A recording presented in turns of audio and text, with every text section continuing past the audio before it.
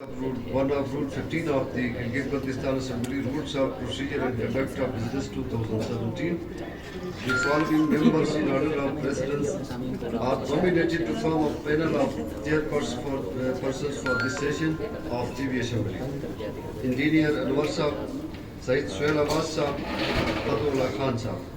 In absence of the Speaker, Deputy Speaker TV Assembly, the members having precedence shall preside over this session. آج چونکہ budget session ہے تو I would like to divert attention of this August House to Rule 138. آج چونکہ budget session ہے اور role 138 کے تحت سوائے فائنانس منسٹر کی سپیچ کے کوئی ایجنڈا ڈسکس نہیں ہوگا، کوئی آئٹم میں نے نہیں لینا.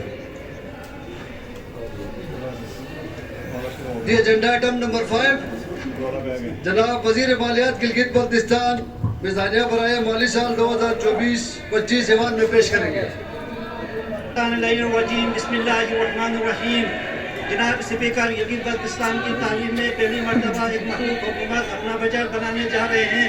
اس بجٹ کا بنیادی مقصد عوام الناس کی فلاح بہبود ہے. یہ بجٹ عوامی فلاح بہبود کو ترجیح دینے، ان کی ضروریات کو پورا کرنے اور ان کے بہترین مفاد کے تحفظ اور تعلیم و صحت، انفراسٹرکچر اور سماجی بہبود کے مسائل کو مختص کرنے پر مبنی ہے. نیز معاشی ترقی کو یقینی بنانے کے ساتھ ہر روزگار کے مواقع بھی فراہم کرنا ہے. مختصر اس بجٹ کا مقصد تمام طبقہ کے مساوی اور خوشحال معاشرہ تشکیل دینا ہے. جناب اسپیکر، کے مقتدر ایوان اس عمل سے بخوبی واقف ہے کہ سابقہ حکومت نے غیر سنجیدگی کا مظاہرہ کرتے ہوئے